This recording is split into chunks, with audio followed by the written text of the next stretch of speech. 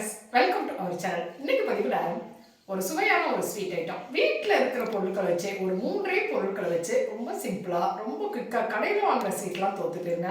அந்த அளவுக்கு ஒரு ஸ்வீட் ஐட்டம் எப்படி குயிக்காக செய்கிறது அப்படின்னு பதிவில் பார்க்கலாம் வாங்க. இந்த ஸ்வீட் செய்கிறதுக்கு 1 கப் அளவுக்கு பால் எடுத்துக்கலாம்.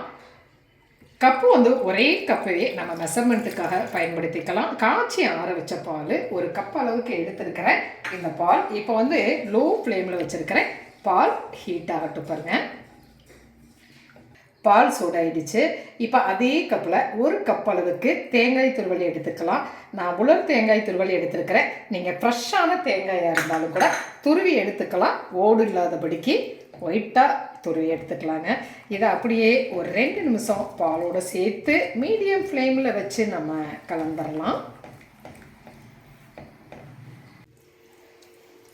பாலும் தேங்காயும் ஒரு 2 நிமிஷம் நல்லா மிக்ஸ் ஆகிடுச்சு இல்லையா?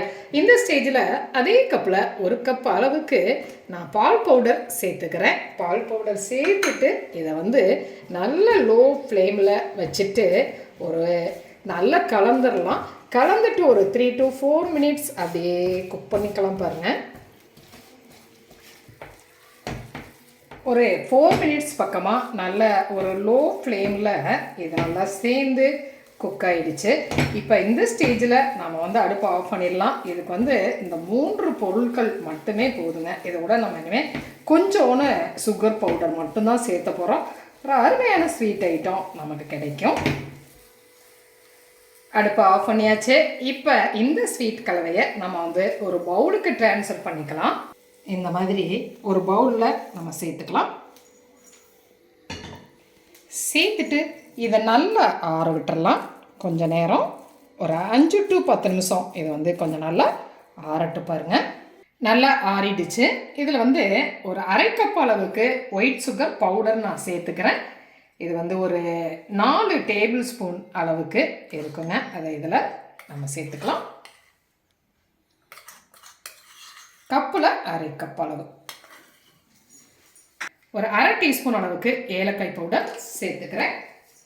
சேர்த்துட்டு இதை நல்லா மிக்ஸ் பண்ணிக்கலாம். நல்லா மிக்ஸ் பண்ணிவிட்டேன். ஒரு சின்ன நெல்லிக்காய் அளவுக்கு நம்ம இந்த மாவை எடுத்துக்கலாம். எடுத்துட்டு அப்படியே உருண்டையாக உருட்டிக்கலாம் பாருங்கள். உருட்டிட்டு இதை லைட்டாக பேடா மாதிரி அழுத்தி எடுத்துக்கலாம்.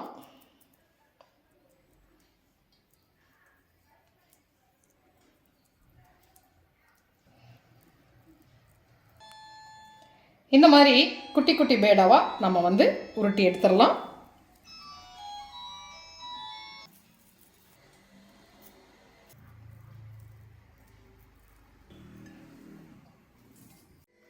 இந்த மாதிரி பேடா எல்லாமே உருட்டி ரெடி ஆகிடுச்சு.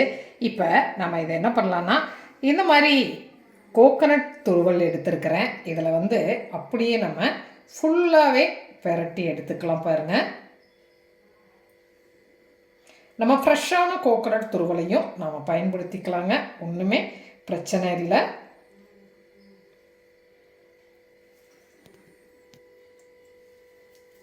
இதில் இந்த மாதிரி குங்குமப்பூ தண்ணியில் கரைச்சி வச்சுருக்கிறேன். அதை நான் ஒரு ட்ராப் மட்டும் நான் மிடில் சேர்த்துக்கிறேன். சும்மா ஜஸ்ட்டு ஒரு டெக்கரேஷனுக்காக தாங்க.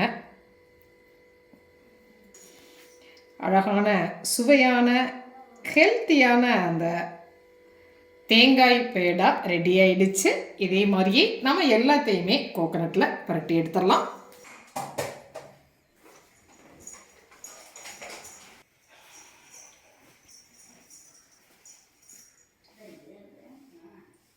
பார்த்தீங்களா?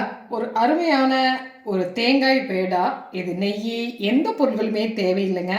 பேக்கரியில் வாங்கும் பொழுது அதிகப்படியான காசாக இருக்கும். ஆனால் நம்ம வீட்டில் செய்யும் பொழுது ரொம்ப குறைவாக ஒரு 50 ரூபாய் செலவுலையே இந்த பேடாவை நம்ம செஞ்சிடலாம். ரொம்ப ஹெல்த்தியான ஐட்டம் கூட. எல்லாருக்குமே ரொம்ப பிடிக்கும். செஞ்சு பார்த்துட்டு உங்களுடைய கமெண்ட்டை சொல்லுங்கள். பாருங்கள், ஒரு 5 நிமிஷத்தில் ஒரு 3 பொருட்களை வச்சு, வீட்டில் இருக்க பொருட்களை வச்சு ரொம்ப அருமையான ஒரு சூப்பரான ஹெல்த்தியான ஒரு ஸ்நாக்ஸ் ஐட்டம். ரொம்ப குயிக்காக செஞ்சுட்டோம். செஞ்சு பார்த்துட்டு உங்களுடைய கமெண்ட்டை சொல்லுங்க. இந்த பதிவு உங்களுக்கு பிடிச்சிருந்துச்சுன்னா சப்ஸ்கிரைப் பண்ண மறக்காதீங்க. லைக் பண்ணுங்க, கமெண்ட் பண்ணுங்க, ஷேர் பண்ணுங்க. மற்றும் ஒரு பதிவில் உங்களை மறுபடியும் சந்திக்கின்றேன். நன்றி.